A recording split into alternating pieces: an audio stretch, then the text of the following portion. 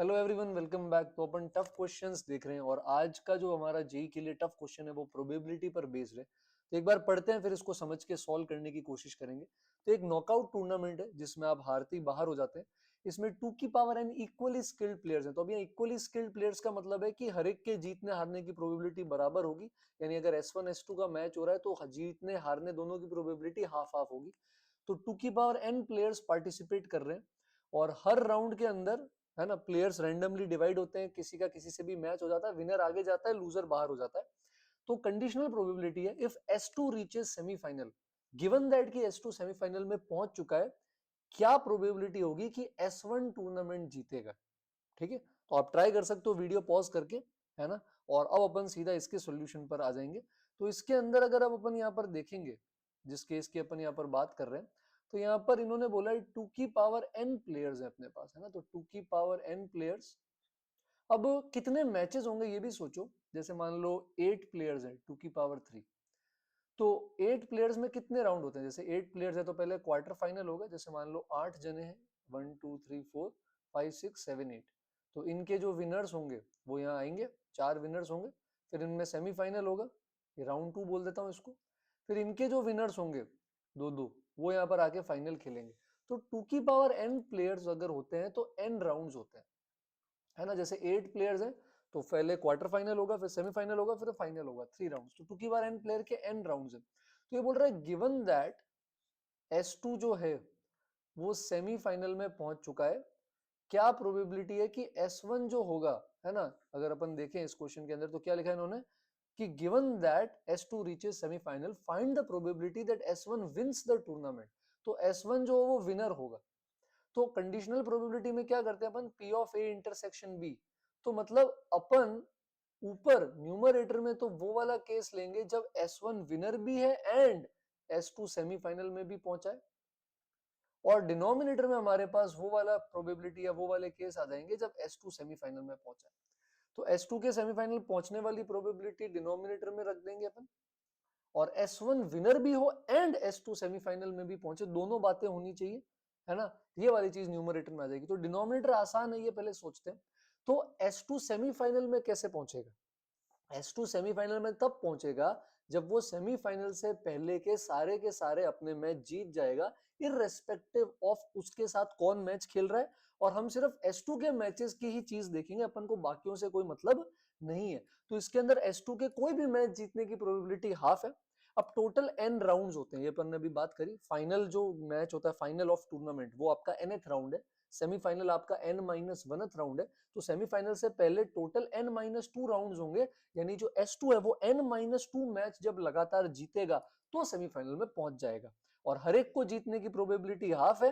तो S2 semifinal में पहुंच जाए रेस्पेक्टिव ऑफ कोई भी आकर उससे मैच खेले, तो half into half into half n-2 times multiply कर देंगे, तो सिंपल हाफ की पावर n-2 वो प्रोबेबिलिटी हो गई जब S2 सेमीफाइनल में पहुंच जाए। अब थोड़ा लॉजिकल साइड अपन को दिमाग का यूज करना पड़ेगा, क्योंकि अब क्या है, S1 विनर होना चाहिए। तो S1 तो अपने सारे n मैच जीतना चाहिए और S2 सेमीफाइनल तक पहुंच जाए। अब इसमें थोड़ी सी प्रॉब्लम यह हो सकती है कि यार सेमीफाइनल से पहले के रास्ते में अगर S1 S2 आपस में भिड़ गए तो उनमें से एक जना तो बाहर हो जाएगा। तो हम नहीं चाहते कि जब तक S2 सेमीफाइनल में पहुंचे तब तक S1 रास्ते में उसको मिले। तो ये पार्ट थोड़ा अपन को सोचना पड़ेगा। तो अपन क्या करते हैं, यहाँ पर पूरे टूर्नामेंट में जैसे 4 सेमीफाइनलिस्ट होंगे, तो एक सेमीफाइनलिस्ट यहां से आएगा, एक यहां से आएगा, एक यहां से आएगा, एक यहां से आएगा, है ना। n-2 राउंड्स खेल खेल के आएंगे सारे चारों सेमीफाइनलिस्ट। तो मान लो ये आपका S2 इस वाले टूर्नामेंट के ब्रैकेट में।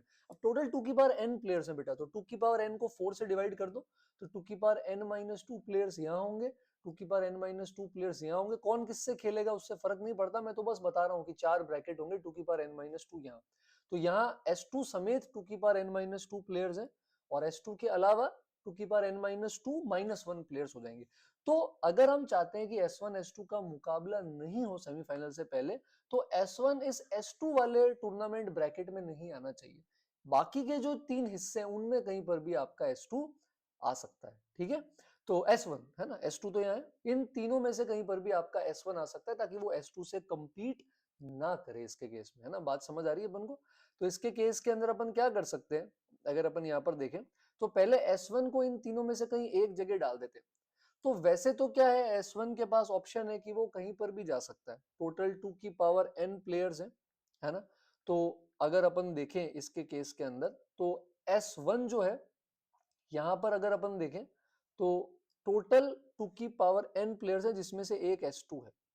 तो S2 के अलावा 2 की टोटल 2 की पावर n-1 जगह है कि S1 कहीं भी चला जाए, इधर कहीं भी चला जाए, कोई भी किससे मैच खेलने, यहाँ भी यहाँ भी यहाँ भी।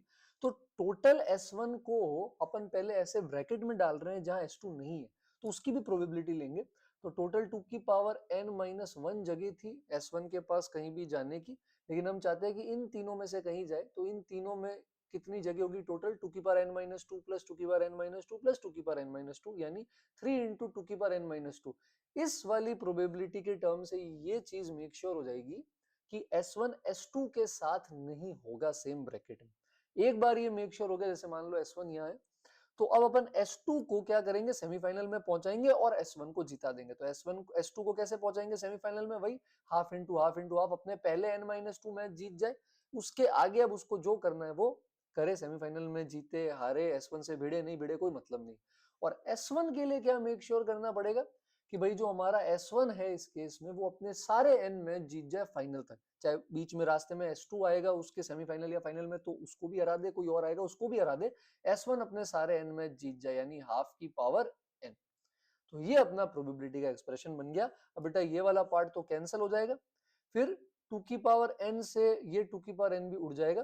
तो ऊपर न्यूमरेटर में बचेगा 3 इंटू 2 की पावर -2, 4 को नीचे भेज देंगे तो 3/4 के साथ आ जाएगा 2 की पावर n-1। ये हमारी प्रोबेबिलिटी हो गई। अब आपके एक्चुअल एडवांस के क्वेश्चन में यहाँ n की वैल्यू भी हो सकती है।